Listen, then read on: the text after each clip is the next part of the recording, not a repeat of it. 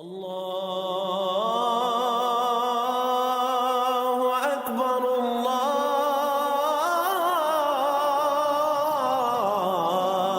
اکبر۔ اعوذ باللہ من الشیطان الرجیم، بسم اللہ الرحمن الرحیم۔ عزیز ساتھیو السلام علیکم۔ فکر اقبال میں تمام ساتھیوں کو خوش آمدید کہتا ہوں۔ ہمارے یہ کام کرنے کا مقصد کوئی سیاست نہیں ہے، کسی بھی مذہب فرقے کی دل آزاری نہیں ہے، حکومت پر نکتہ چینی کرنا نہیں ہے۔ ہم یہ ایک پلیٹ فارم ہم نے بنایا ستاروں سے آگے جہاں اور بھی ہیں۔ اقبال نے کن جہانوں کی بات کی، اس کی تھوڑی ہم وضاحت کر رہے ہیں۔ ہم نے پچھلی ویڈیوز میں وضاحت کی ناسوت کیا ہے، ملاکوت کیا ہے۔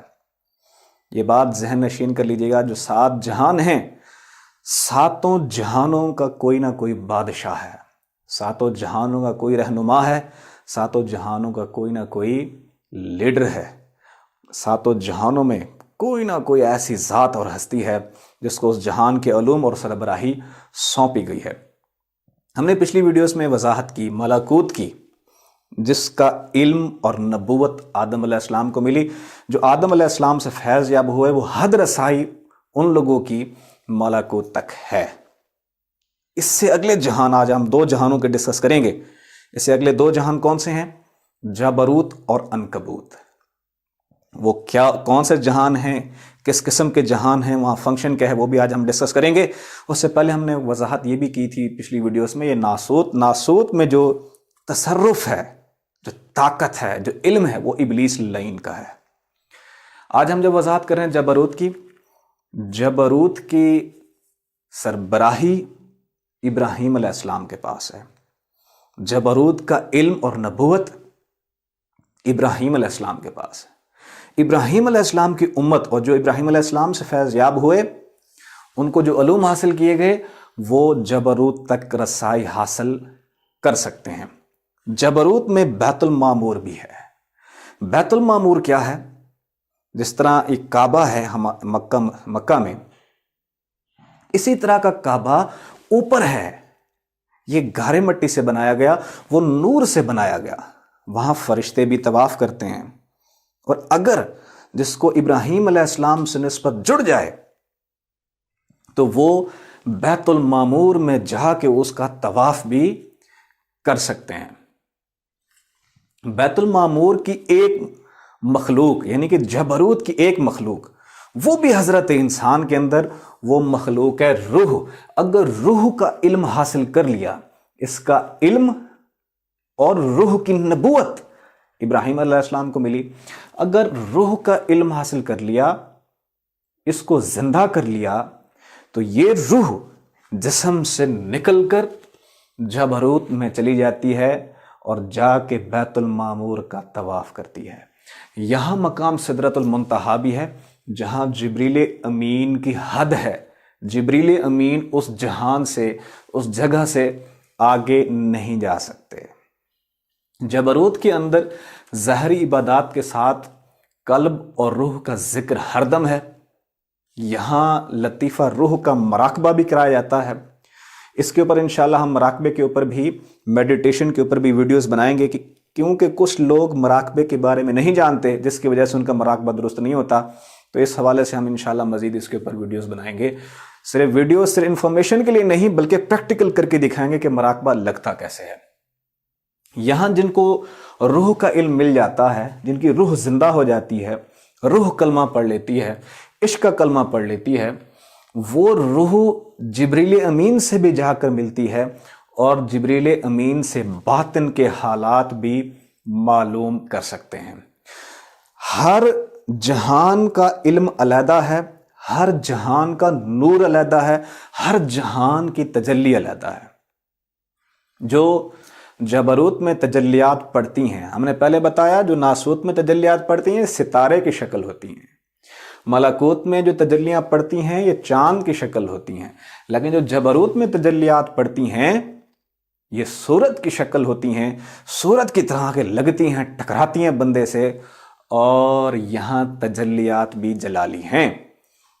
ہر ایک کا علیحدہ ذکر بھی ہے، ہر لطیفے کا علیحدہ ذکر ہے، ہر جہان کا علیحدہ ذکر ہے، ہر جہان کا علیحدہ نور ہے۔ ملکوت میں جو ذکر ہے یہ اللہ کا ہے، جبکہ سوری ملکوت کے اندر ذکر کلمے کا ہے، اللہ کا ہے، اور جبروت کے اندر یا اللہ کا ذکر ہے۔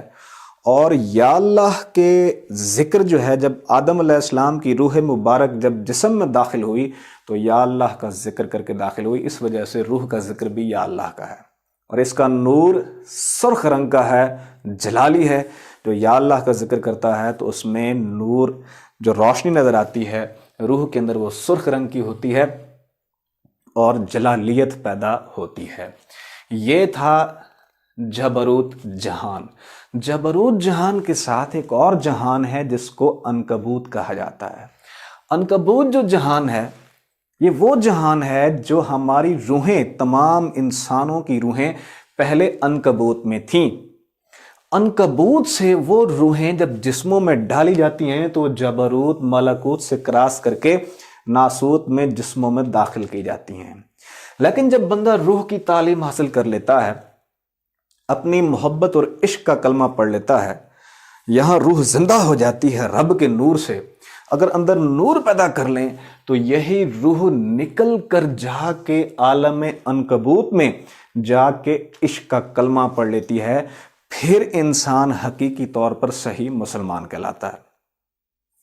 ادروائز اگر آپ کی روح جا کے عنکبوت میں کلمہ نہیں پڑھتی، در حقیقت آپ کو حقیقی علم بھی نہیں ہے کہ آپ سچے مسلمان ہیں یا نہیں ہیں۔ حضرت سیف سلطان بہو رحمۃ اللہ علیہ فرماتے ہیں کہ تمہیں پتہ نہیں ہے کہ تم جنتی ہو یا جہنمی ہو، لیکن فقراء کو پتہ ہوتا ہے کہ وہ جنتی ہیں یا جہنمی ہیں۔ کس طرح پتہ ہوتا ہے؟ وہ فرماتے ہیں ان کی روح نکل کے جا کے عنکبوت میں جا کے دوبارہ کلمہ پڑھ لیتی ہے عشق کا، ان کو تصدیق ہو جاتی ہے کہ واقعی ہم مسلمان ہیں۔ اور جو جا کے عنکبوت میں جا کے عشق کا کلمہ پڑھ لے یا وہاں جا کے نماز پڑھ لیں تو وہ ان صف میں شامل ہو جاتے ہیں جس کو قیامت کے دن اللہ کے ترازو کا بھی خوف نہیں ہوتا۔ بڑا مشہور واقعہ ہے کہ ملتان والے بہاؤالدین ذکر ملتانی اور شاہ شمس بیٹھے تھے، تو بہاؤالدین ذکر ملتانی کی منزل اس وقت مکمل نہ ہوئی، تو انہوں نے پوچھا بیٹھے ہوئے شاہ شمس سے کہ پتہ نہیں میں جنتی ہوں یا جہنمی ہوں، منافق ہوں یا میں مسلمان ہوں۔ تو شاہ شمس نے کہا کہ تم مسلمان ہو، تم محب ہو، تم منافق نہیں ہو۔ تو انہوں نے پوچھا وہ کیسے؟ فرمایا عنکبوت میں جب اللہ نے فرمایا الستم بربکم، تم نے بھی ساتھ سجدہ کیا تھا، میں بھی تمہارے ساتھ تھا، سجدہ کیا تھا۔ لیکن جب اس روح کو عالم ناسوت میں بھیجا جاتا ہے تو اس کی پچھلی یاداشت کھو دی جاتی ہے، لیکن جب اپنی روح کو تیار کرتا ہے، اللہ کے نور سے منور کرتا ہے، اس کی روح جب جا کے عالم عنکبوت میں دوبارہ جا کے کلمہ پڑھتی ہے تو اس کو واپس وہ یاداشت لوٹا دی جاتی ہے، جس سے بندے کو پتہ چل جاتا ہے کہ میں واقعی حقیقی مسلمان ہوں۔ اگر آپ چاہتے ہیں کہ آپ بھی اس صف میں شامل ہو جائیں جس کو نہ کوئی خوف و نہ غم، تو سب سے پہلے اپنے روح کے علم حاصل کرنا پڑے گا۔ روح کی نبوت، روح کا علم، جبروت کا علم یہ ابراہیم علیہ السلام کو ملا تھا۔ ان کا ابراہیم علیہ السلام کا مقام آدم علیہ السلام سے بڑھ گیا، کیونکہ آدم علیہ السلام کا جہان ملکوت تھا، ان کا جبروت، تو ابراہیم علیہ السلام کا مقام آدم علیہ السلام سے بھی بڑھ گیا۔